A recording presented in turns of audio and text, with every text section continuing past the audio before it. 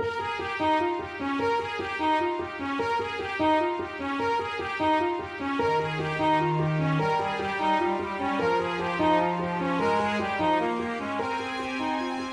everyone, and welcome to another episode of Behind the Flickers, in which we take a deep dive into the greatest films of the 1920s and 30s. Today we're going to be talking about Universal's revue film from 1930, King of Jazz. Now, King of Jazz is an early Technicolor film that features Paul Whiteman and his orchestra. Paul Whiteman was probably the most popular white jazz band leader in the country in 1930, and to a lot of people he did represent jazz. Because of the racism of the time, real jazz leaders like Duke Ellington and Count Basie could never have gotten a Universal production, but Paul Whiteman was safe. So when Carl Laemmle Jr. decided to make a revue, he chose Paul Whiteman to be the center of it. He also chose to make the film in two-strip Technicolor. Now, two-strip Technicolor was becoming as big a fad as sound in 1930. Around the mid-20s, you started to see sequences popping up in films, most famously in The Phantom of the Opera with the Mask of the Red Death scene, or in Ben-Hur, for example. There's several Technicolor sequences in Ben-Hur. Both of those films are from 1925. By 1926, you got entire films in Technicolor, such as Douglas Fairbanks' fantastic The Black Pirate. Many of these films no longer exist. The Black Pirate was recently restored by Kino and looks great, but by 1930, you were getting many Technicolor films. King of Jazz would be the only Technicolor musical revue to be released. And if it wasn't for a rabid underground movement, I don't think this movie would ever have seen the light of day again. Now, for those of you who don't know, two-strip Technicolor is essentially two strips of film, one red, one green, laid over top of each other, to simulate color photography. Most of us know the three-strip Technicolor advancement that came around 1938 or 9, which is the Technicolor that we all know and love, the Technicolor of The Wizard of Oz and Gone with the Wind, and so on and so forth. Now, King of Jazz would be one of the last of a very unique craze to hit Hollywood in 1929 as sound was exploding. This craze would be known as the revue craze. It would be kicked off by the Song of Songs, which would be Warner Brothers' first giant revue. Now, what is a revue? Think of it as a Broadway show in which a company shows all of its greatest stars in small sequences, like scenes. So you got Warner Brothers' show of shows, you got Paramount's Parade, and then you got MGM's famous Hollywood Revue of 1929. The Hollywood Revue of 1929 is famous for John Gilbert's first talking sequence, in which he does kind of sound like he has a lisp. Of course, future John Gilbert movies would prove that this was a flaw in the recording, but the legend would persist, and John Gilbert's career would be destroyed. And many of us can point to the Hollywood Revue of 1929 as where that crack started to really move. So, why is the King of Jazz important? It was one of the last revues. It came out after Show of Shows and the Hollywood Revue and the Paramount Parade. The public was over the craze. You know, musicals kind of blew up with sound. You know, if you think about the fact that The Jazz Singer is essentially a musical, The Singing Fool, Al Jolson's next talking picture, also a musical. Things like the Broadway Melody, which won Best Picture in 1928 or 9, I can't remember. Also a musical. That was a huge craze. So the revue was a great way to showcase both music and acting. Carl Laemmle Jr.'s version of that would be a full-on Broadway experience featuring Paul Whiteman and his orchestra. And it failed miserably, the true death knell of a craze that only lasted 2 years. Now, what's really, really neat about this particular film is not the film itself, but who appears in it. Now, as a lover of classic jazz myself and as a jazz guitarist, one of the things that really blew my mind about the King of Jazz was the brief but memorable appearance of Eddie Lang and Joe Venuti. Now, Eddie Lang is the first jazz guitar hero, and there's really very, very little in the way of even photography of Eddie Lang. His recorded output can be put on maybe 2 CDs, but he was truly an astonishing player.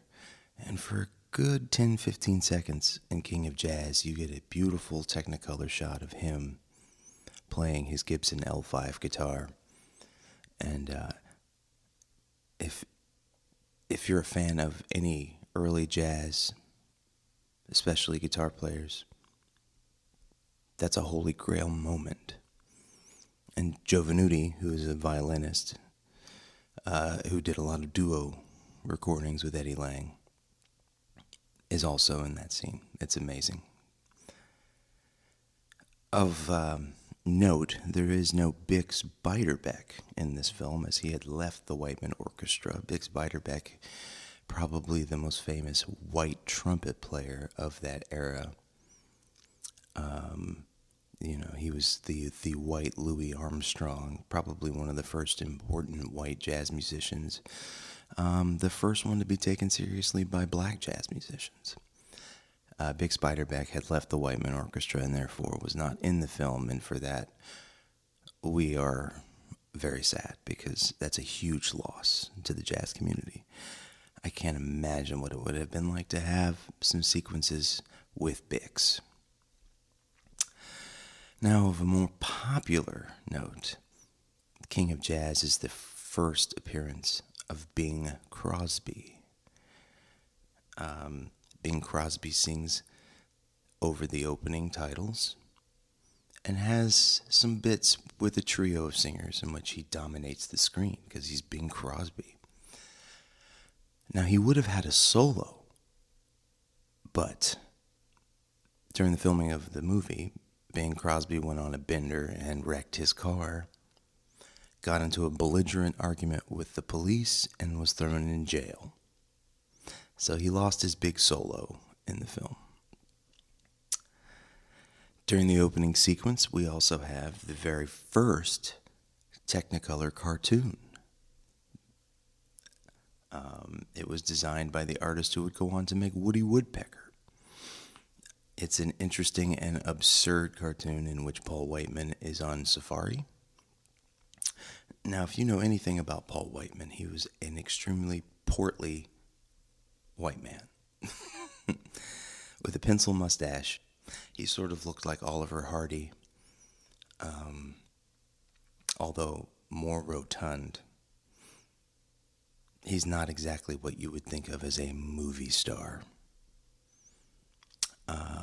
King of Jazz also has the debut recorded performance of Rhapsody in Blue by George Gershwin, performed by mostly the exact same musicians and under the same conductor as the original performance.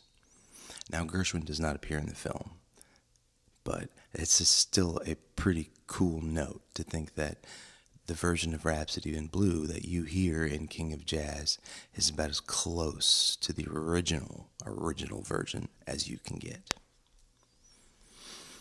Now, King of Jazz was directed by John Murray Anderson, who was a Broadway director.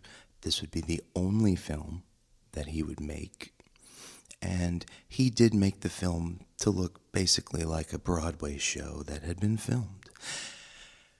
One could almost look at the King of Jazz as a precursor to the filmed Broadway shows of today, like most recently Merrily We Roll Along, or Hadestown, which is coming out soon. Although this is not in front of a live audience, it does have that feel. Interestingly, it was going to be directed by Paul Fajos, who had recently made Lonesome, which is a movie I had not known anything about until the lovely Criterion Collection did a restoration and put it out on Blu-ray. Lonesome is a fabulous, fabulous movie that is a little bit marred by sound sequences that were just sort of stuffed in for no reason, which happened a lot at the beginning of the sound era. Now, when you watch The King of Jazz today, there is one thing that kind of becomes obvious, which is the complete and utter lack of people of color. It's hard to imagine a film about the King of Jazz, a music that we think of almost synonymously with African Americans. But they're nowhere to be found. This is the whitewashed 1930s version of jazz. One can really imagine what the King of Jazz would have been like if Duke Ellington had been the star. What a movie that could have been. I mean, Duke Ellington was charismatic, he was attractive, and his band in 1930 was hot. So instead, we get vanilla, which is fine because there are so many points in this film that are of note that one can overlook its major flaws and maybe overlook the word jazz, because Paul Whiteman's music in this film is not jazz. This is orchestrated pop music. Even the players like Eddie Lang and Joe Venuti, when they were not with Paul Whiteman, they played real jazz. Eddie Lang was known to do recordings with players like Lonnie Johnson, who was a black blues guitarist. But Whiteman kind of towed the white line, if you will. And the King of Jazz really shows that. What's interesting is that Paul Whiteman is now a complete unknown. He was probably the most popular band leader in 1929, 1930, and is now a complete and utter unknown. Nobody thinks of Paul Whiteman. But everybody knows Louis Armstrong, and everybody knows Duke Ellington. So, I had never heard of the King of Jazz until the Criterion Collection did a restoration and released it a few years back. I don't think any of us would have heard of the King of Jazz if it weren't for many, many, many intrepid people throughout the last several decades collecting bits and scraps of this film, so that when it was recognized by the National Film Registry, they actually had a film to restore. So we thank those archaeologists of film who find these things in scraps and bits and allow the greats to put them back together. So The King of Jazz, 1930, Universal's Hollywood Revue. Check it out. It's on the Criterion Collection. It's on the Criterion Channel. You can easily find it. It's a quick watch, but if you're a fan of early Technicolor, early jazz, early talkies, and films in general, you definitely want to check out King of Jazz. Until next time.